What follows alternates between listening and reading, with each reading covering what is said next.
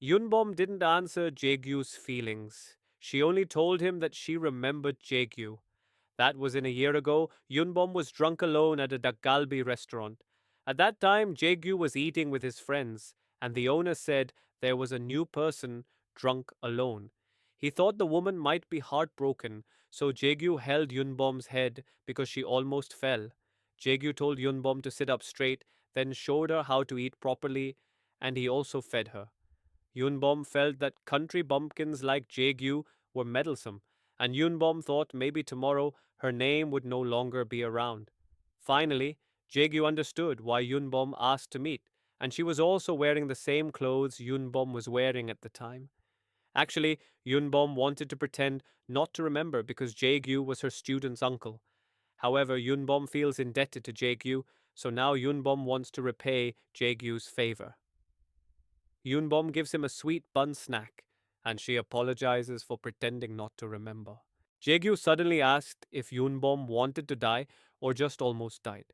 It turned out that after getting drunk alone, Yoon Bom wanted to commit suicide by standing on the highway, but Jae-Gyu pulled her away, and she wasn't hit by a truck.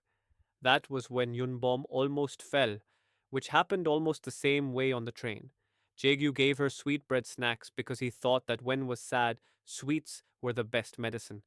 Jae-Gyu is curious about what happened to Yoon Bom in Seoul, but Yoon Bom feels he doesn't need to tell him because Jae-Gyu is no one to Yoon Bom. Even though they met often, they weren't friends, so Jae-Gyu didn't need to pry into her affairs because Yoon Bom was just his nephew's tutor. Yoon Bom was still upset with Jae-Gyu and kicked the plant pot Jae-Gyu gave her, but a wasp came out of it. While watering the plant, the wasp actually bothered Yoon Bom, even though she chased it away. The wasp continued chasing Yoon Bom, and when she left the house, Ijun was in front of the door. Ijun saw the wasp and told Yoon Bom to hide, but the wasp attacked him. Yoon Bom treated Ijun and apologized. Ijun was stung by the bee when he was protecting her. Ijun came to give Yoon Bom something because his younger sister had caused trouble on the other day. But Yoon Bom felt it was her duty as a teacher, and she couldn't accept luxury items.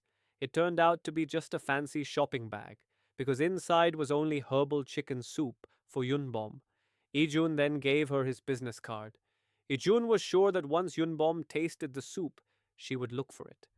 At the sports center, the teachers were practicing, and the sports teacher, Jung Jin-hyuk, felt that no one could beat him. Until Jae-Gyu arrived, and everyone saluted him. It turned out the teachers were practicing jujitsu because a bully had come to school, and they wanted to be able to fight him. They just found out. Jae-Gyu was the bully, and he was also the jujitsu teacher at the sports center. But Jin-hyuk felt he could beat Jae-Gyu now. During the fight, Jae-Gyu stood still as Jin-hyuk attacked, and he easily knocked Jae-Gyu down. Jae-Gyu seemed weak because he was heartbroken, but when Jae-Gyu knew that Yoon Bom had called Hye-suk, Jae-Gyu became curious and easily knocked Jin-hyuk down. It turned out that Yoon Bom had told her that there were a lot of wasps in her house because of that potted plant. Hye-suk suggested finding a wasp expert to get rid of the wasps, and Jae-Gyu seemed to have an idea. At Shinsu High School, a sports festival would be being held, and the winner would receive a medal. One by one, the students drew balls to determine whether they would be on the white or blue team. But Hangul and Sejin weren't on the same team. Hangul was on the white team while Sejin was on the blue team. Then the teachers drew lots, and Yunbom was placed on the white team. Then the teachers held a meeting. Mr. Hong felt the team selection was unfair because the blue team was made up of weak players. So Mr. Hong suggested swapping one member, but without asking for approval, Mr. Hong immediately ordered Yoon Bom to swap places, and at that moment, Sejin witnessed the swap. When Yoon Bom tasted the chicken soup Ijun gave her, she immediately remembered the time her father fed her. It turned out her father loved cooking chicken soup for his daughter, and Yunbom really liked it. Yunbom felt sad because she remembered her father, and she was surprised how the soup resembled her own father. Then Yunbom looked for Ijun's business card. Suddenly, Yunbom had a guest. He was a wasp exterminator who was going to exterminate the wasps in her house. Yunbom couldn't recognize him because he was wearing a mask and sunglasses, so his face was completely hidden. Yoon Bom pointed out the wasps gathered in the pot Jae-Kyu had given her. Yoon Bom felt like the man could do whatever he wanted with the plant, and she didn't care if the plant died. Then, somewhat nervously, the man took the wasp nest and put the wasps and nest in a plastic bag. Yoon Bom was happy that the wasps were finally gone, and she was going to get her money. But Yoon Bom felt like the wasps might return to their homes. There was an old tree, so Yoon Bom also asked him to cut down the tree at her house, and she would pay him. While he was cutting down the tree, Yunbom received a call from Ijun, who was curious about the soup Ijun had given her. Ijun then gave him the recipe, and they arranged to meet on the 24th at 5 p.m. for 2 cups of coffee. Hearing this, the man became a little annoyed and began chopping down the tree with all his strength, but the tree was about to fall on Yunbom. Then the man held the tree and screamed loudly. Hearing his voice, Yunbom became suspicious, and she realized that the man was Jae-Kyu. Jae-Kyu felt very hot, and his disguise was perfect. After overhearing his conversation with Hyesuk, Jae-Kyu only felt Yun-Bom needed help, but Yun-Bom asked him not to interfere. Even though Jae-Kyu only wanted to help, and he had succeeded in getting rid of the wasps and cutting down the tree, but Yun-Bom still told him not to act too familiar with her. Yoon-bom felt that unsolicited help was torture, so she paid Jae-gyu a fee and then told him to leave her house. Jae-gyu felt that Yoon-bom didn't know his true feelings. While walking, Jae-gyu scared people by carrying a large piece of wood and an axe. Meanwhile, Yoon-bom was confused because Jae-gyu was still around. Yoon-bom had to set boundaries because Jae-gyu was his student's guardian. Finally, Ijun met Yoon-bom at the Two Coffee Cafe, where Jae-gyu was already there, having overheard their phone call and making an appointment. Ijun knew Jae-gyu was following them, but he ignored him. Ijun only teased Jae-gyu that the villagers were always meddling. So, Ijun asked Yoon-bom to ignore such things.